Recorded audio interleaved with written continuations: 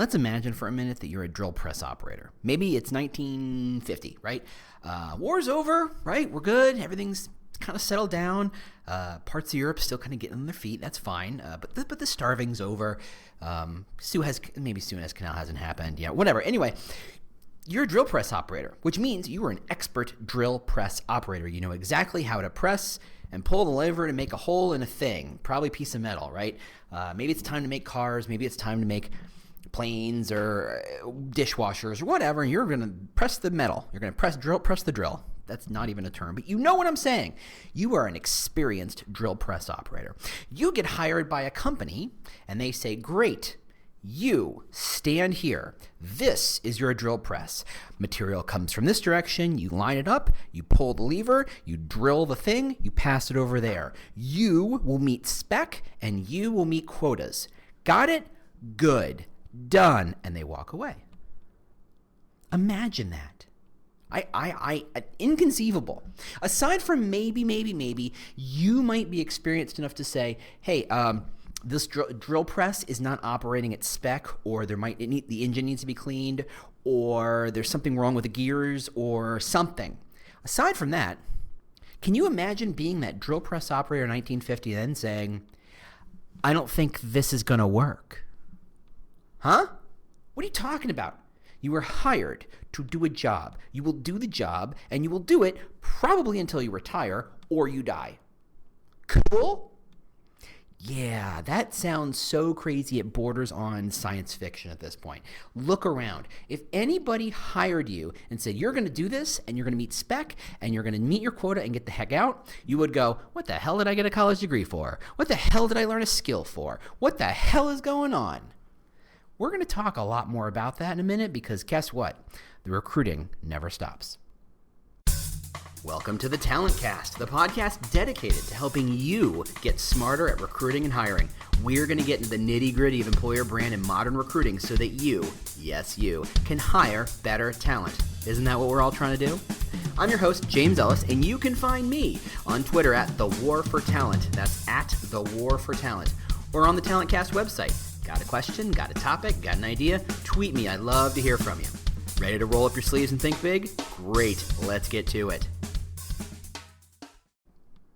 Hey, how you doing? James Ellis here.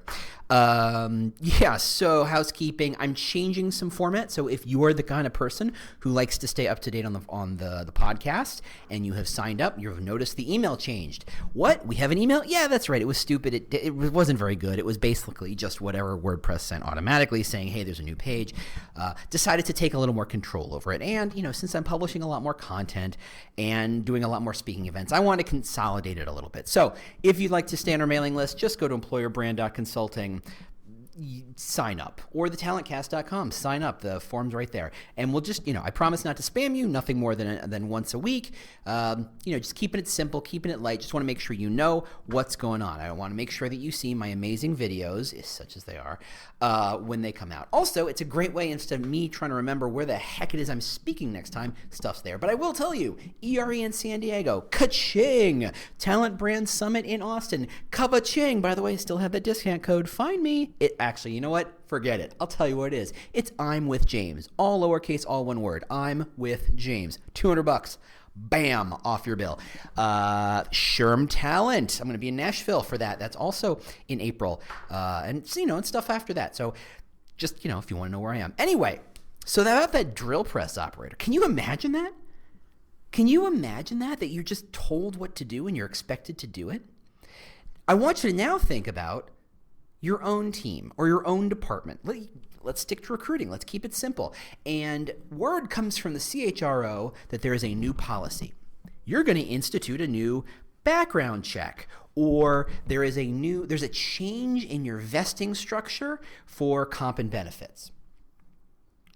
What do? Do you go, sir, yes, sir, ma'am, and just do it? No, of course not. You complain. You whine. You moan. You drag your heels. You say, I don't want to do this, right? This is a bad idea. This isn't going to work. This is going to make my life as a recruiter harder. Everything's tougher. This sucks. And that tend to roll downhill and get its own momentum. And then, the rest of the recruiters will whine with you and complain with you, and you just have to do it. And at some point, the recruiting leader just has to turn around and say, suck it up and do it. Isn't that expected now? The whining and complaining, the expectation that we as employees have something to say. Go look at sales teams. When the sales manager says, hey, we changed the way our benefit structure and your quota structure or your targets and rewarding system, everybody will complain. No one goes, you got it, because they don't have to. This is what we've been talking about for a bit now. You're a volunteer. You're as an employee, you're a volunteer. You can go almost anywhere and get a new job very, very quickly if you have any skills whatsoever and know how to interview and write a resume decently. The labor market is super tight. It is very easy for you to find a job. Consequently, it's very easy for you to walk. If you're like, I don't like the way this is working, you can just walk away. And the power dynamic between company and employee has, without question, shifted. The fact that the company has a job and a paycheck and fairly regular benefits, it does not constitute enough of a mandate to say you will follow instructions to the letter or you won't walk away or you'll get fired. That's the way it used to be, though. And you can still see some of that in how we do things, right? The expectation that you follow orders, the expectation that okay, sure, there's complaining, but even if you complain about that new comp and benefit structure, you're still going to end up having to live with it. It's not like you have power over this process.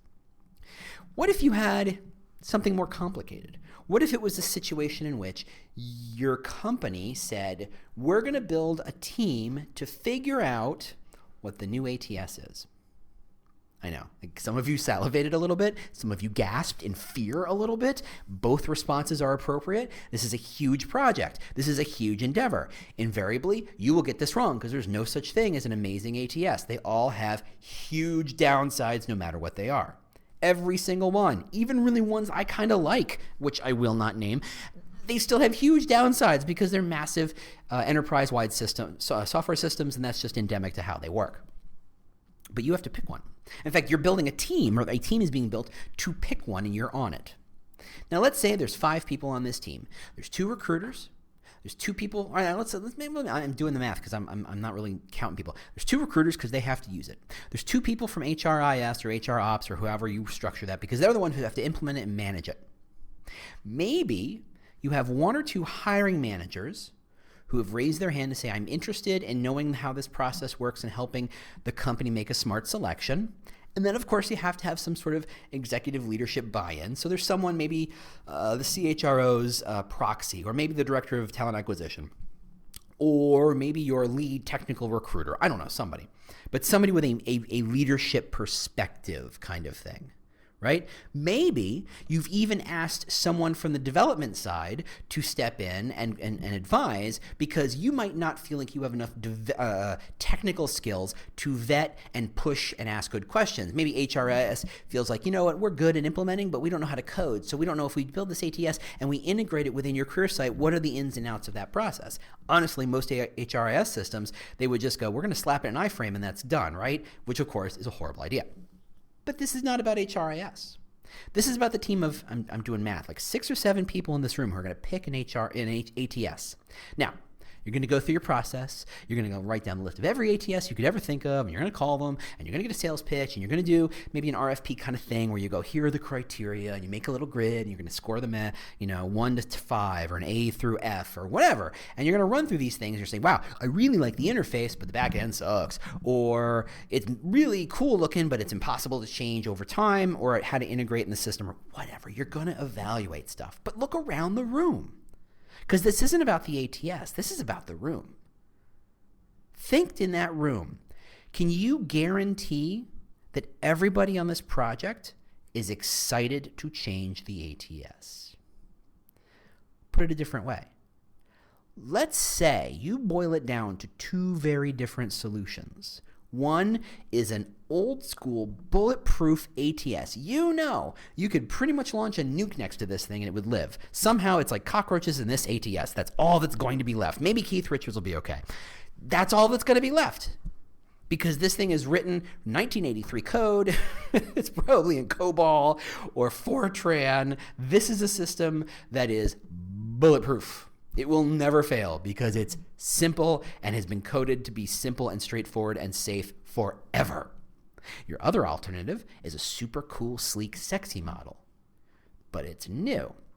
And you don't know how well tested it's been. And you can see how it could be amazing. But you can also maybe see, if you squint real hard, that maybe it could fail real bad. Go around the room.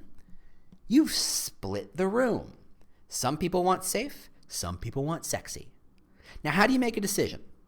Now, maybe you say, what we're going to do is we're just going to advise, and then the CHRO makes the call, or the CEO makes the call, or whoever's spending cutting the check makes the call. And that's fine, but really maybe the expectation is that it's sitting on you, this room, to decide and to justify. And an argument ensues. Who's right? Who wins out? Now, let's say you pick the sexy one, the cool one, the new one. You know someone in that room who was vying for the safe option acquiesced to moving forward, but you know their heart isn't in it. You know they are just doing this because what are they going to do? But when push comes to shove on implementation, on training, on advocacy, on getting people excited and cheerleading this new system, they will be nowhere to be found. They will be someplace else, digging their heels in, telling everybody this was a poor choice. This was a bad idea. I told them, and every time something goes wrong, big or small, they'll be the first ones to step up and say, I told you so. This should not be new information. In fact, I bet everybody who's listened has gone through some variation of this process. I remember a long, long time ago, back before I was in the recruiting space, I was helping do digital marketing for a software company who implemented inventory systems for very large industrial companies. And one of the systems they would run would be a point of sale system, an inventory system, an account system, and all that stuff. And it would take a week to implement. It was a massive, massive piece of software. And invariably, no matter how much you sold this package, no matter how excited the owner was, no matter how well we've trained everybody, it was change, and change made some people uncomfortable.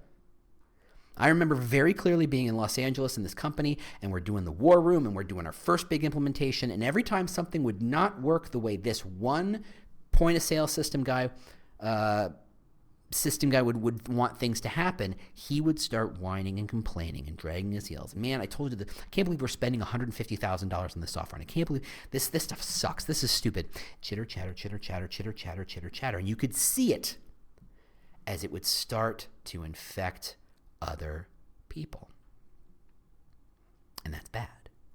Because the guy was right. That company dropped 6 big figures, and this was a long time ago. This is almost 20 years ago, so that's real money, to run this new system that was going to completely reinvent how they did all of their material handling and all their sales and all their everything. It was going to really bring them to the 21st century, quite literally, because this was 1999.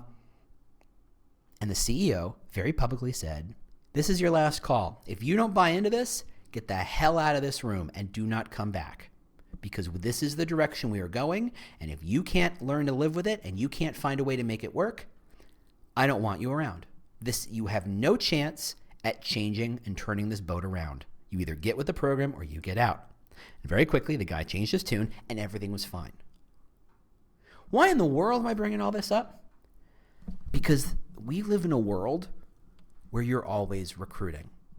Hold on. I did not just hit my head and shift gears here. Think about it. Think about that CEO telling his team, you either get with this program or you get out. Was he, and I'm sorry, it was a he specifically, so not to be gender specific, but was he or was he not recruiting everyone to his cause?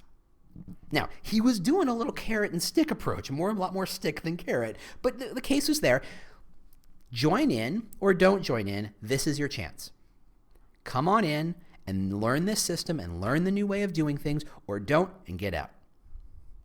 What if you spent more time in that ATS room, not just trying to browbeat or cajole or to persuade that person dragging their feet that, look, this is the better solution and you know why, but instead get their commitment to say, look, even if this isn't the answer you wanted, You are not going to be the person who drags their heels. You are not going to be the person who says, I told you so. You are not going to be the person finding ways to throw tax under the rest of our feet because it wasn't the decision you liked. What if we spent time recruiting more people to join the decision, the cause, the direction, the program, the campaign? Isn't that a lot more what life at work should be and is becoming?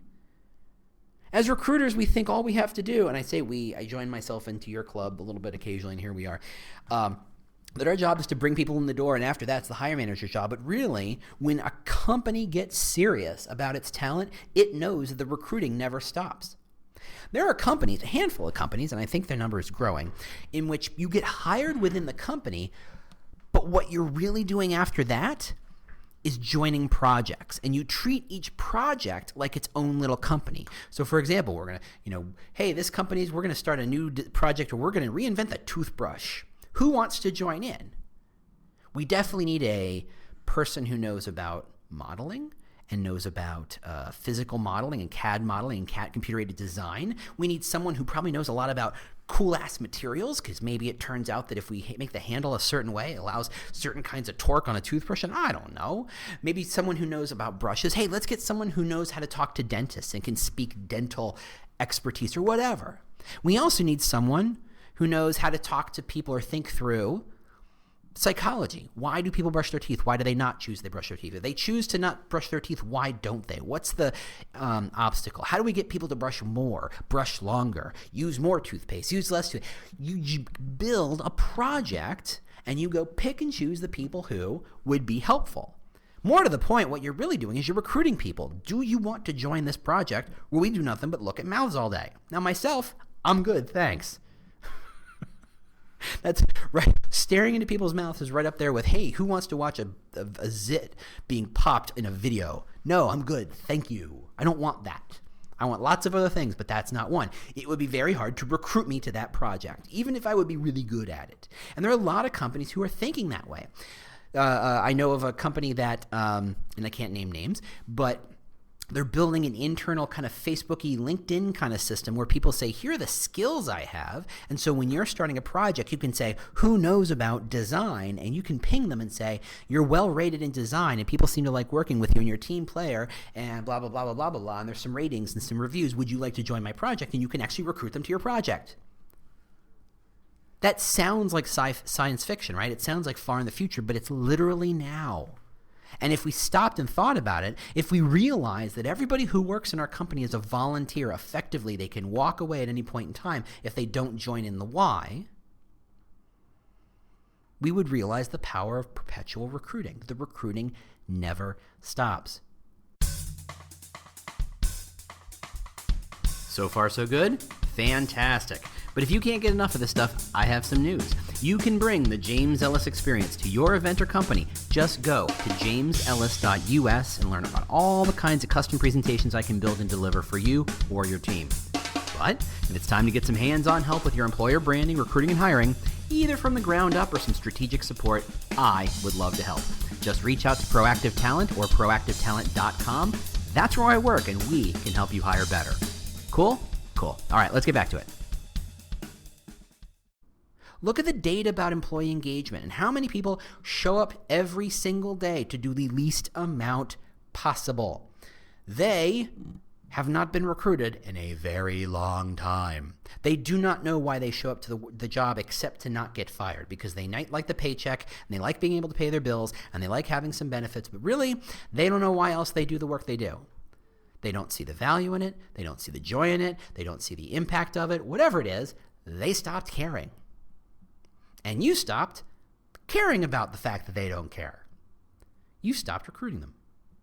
We're entering a world very clearly in which the recruiting never stops. And I bring this up to you recruiters because it turns out the skills involved in recruiting people to join a company probably going to be very similar to the skills involved in getting people to perpetually join the company, to join the cause, to join the project, to join the campaign, to play a part, to play a role, to add their value in it, to not be the jerk who drags their heels or sabotages from within.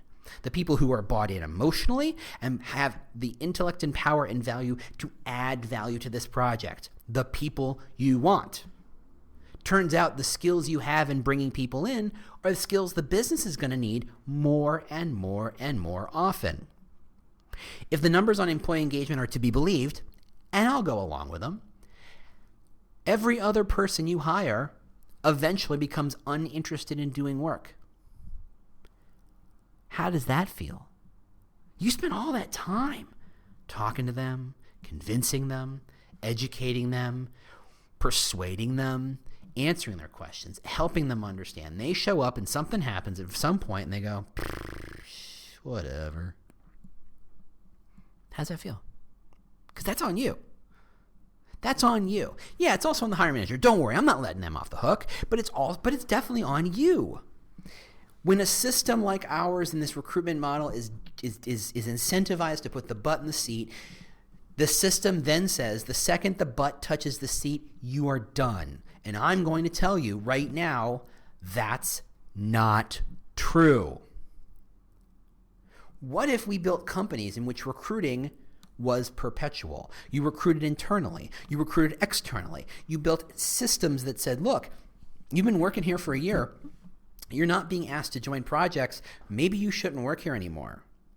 It's not because we work here so therefore we get to stay, or we're going to lay people off, or whatever. It's about, look, every day you have to join the cause, join the crusade, join the mission, join the project, join the goal, join the outcome, join the impact, whatever it is,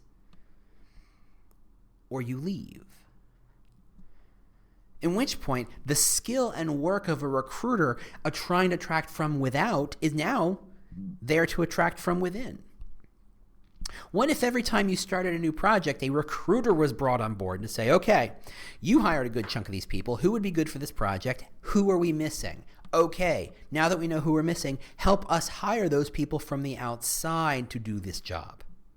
Would that not rock thy socks?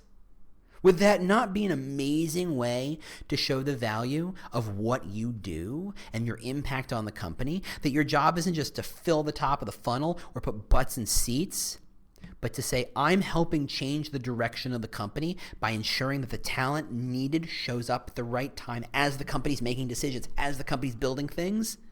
Holy crap, I want that job. Don't you? We're entering the age of perpetual, nonstop recruiting, inside, outside, all around the town. That's where you have to be. That's the focus of the future. You want to know my pitch on what the future recruiting is? That's it. Recruiting just never stops. So if you're a recruiting leader, I guess the question you have to ask yourself is, one, why haven't you started to do this? Why haven't you talked to the hiring managers? Why haven't you talked to leadership about how does recruiting play a bigger role in staffing out projects, in staffing out teams? Not just you're an order taker where you say, okay, you need X number of salespeople and Y number of administrators. Great, I'll be right back. And you do it, but to say, what kinds of salespeople, what kinds of admins, what other skills would be useful, would be helpful? Yeah, you're doing pieces of that, but in the end, you're incentivized around butts and seats. Step one is to remove this incentivization around butts and seats, but about, look, we're going to incentivize you on how long these people stay, how well you can recruit them to the cause day in, day out. Now, that makes your life very complicated as a recruiter. But if we're honest with ourselves, the truth is recruiters are expected to manage metrics that they have no power over. Right? For example, time to fill, how much of that is on the recruiter's back? There's a good chunk of it that's not. When the hiring manager doesn't get back to you with feedback, tick, tick, tick, but that's all coming against your time to fill numbers. Right? When it takes Comp and Ben an extra week to figure out what the banding should be and what the leveling should be, tick, tick, tick, that's all going against your numbers. So you don't have power over all these metrics, so this isn't that different. It's just better, because you get to have more of an impact. You get to evolve the company and how they perceive, understand, use, and value talent. Spoiler, that's your expertise. That is what you excel in. That is where you're going to start living very soon. I think maybe you get a head start and make that start happening now. Thanks so much for listening. I'm good for the week. So I guess holler if you need anything. Holler if you have any questions, have any ideas, have any questions, things or subjects you want me to talk about. Maybe a challenge you'd like me to take on. I'd love to do that. Nothing physical, nothing involving slime. That's a Double Dare joke. But if you've got a challenge you like someone else's thoughts on it, hey, I'm someone else. Wouldn't that be cool? So just holler at me, Twitter, LinkedIn, all the other good places. So otherwise, I will talk to you soon. Oh, one last thing. Boom, boom, boom, boom. If you're actually still listening, free ebook. It's a great little ebook I wrote just because I got bored and I was trying to not finish my other book. Just go to employerbrand.consulting/ebook or just go to employerbrand.consulting. There's a clicker thing with a free ebook. Just get the ebook. You'll love it. Getting great reviews and great feedback on it so far, so I hope you enjoy it too. Otherwise, I will talk to you next week. Have a great week, and bye. Well, the music means you've made it to the end of another episode of the Talent Cast. If this was useful to you, do not keep it a secret. Share it with your team. Share it with your boss. Share it with your networks. I don't know. Share it with your mom. If you have questions you'd like me to answer on a future show or just, general ideas about how to make this thing better, just ping me on Twitter. I'm at The War for Talent, at The War for Talent. Thanks so much for listening, and we'll see you next week. Bye.